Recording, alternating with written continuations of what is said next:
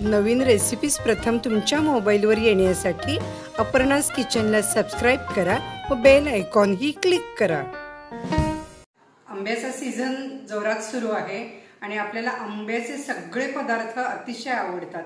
तर आज आपण करणार आहोत मँगो शेक आणि मँगो मस्तानी, दोन्ही मी तुम्हाला यामध्ये दाखवणार आहे। पण आता मँगो शेक पहिल्यांदा करणार आहे। त्यासाठी मी हे दुधाची पिशवी जी घेतलेली आहे ते पाश्चराइज मिल्क असतं आपलं, त्यामुळे आपण हे डायरेक्ट वापरू शकतो।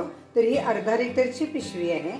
त्यासाठी आपण अर्धी वाटी साखर घेतलेली आहे, दोन मोठ्या आंब्यांचा रस घेतलाय आपण, साधारण हा एक मोठी वाटी भरून झालेला आहे। एक वाटी फ्रेश क्रीम आहे, त्यानंतर एका आंब्याचे छोटे पीस करून घेतलेले मी। आपण पहिल्यांदा एक वाटी आंब्याचा रस आणि साखर अर्धी वाटी हे मिक्सर मध्ये फिरवून घेऊया। शक्यतो हापूस आंब्याचा रस घ्या। आता बघा यामध्ये आपण हळूहळू दूध ओतूया, अर्ध ओतायचं बस, बाकीचं दूध आपण नंतर मिक्स करू शकतो।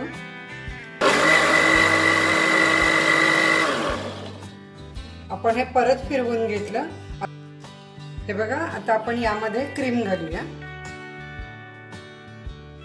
क्रीम घातल्यावर आपण पुन्हा थोडं फिरवणार आहे।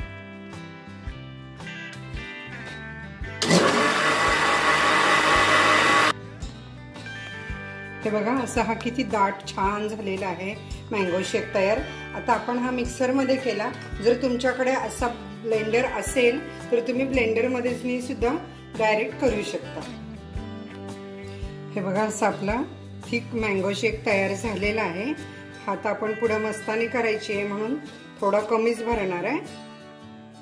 आपले आंब्याचे बरेच व्हिडिओ आहेत, ते तुम्ही जरूर बघा। हे बघा आपला आईस्क्रीम पण किती छान झालेला आहे। आपला आईस्क्रीमचा व्हिडिओ तुम्ही बघितलाय का? 2-3 व्हिडिओ आईस्क्रीमचे आपण अपलोड केलेले आहेत। आता यावर आपण हळूच असं आईस्क्रीम टाकायचं।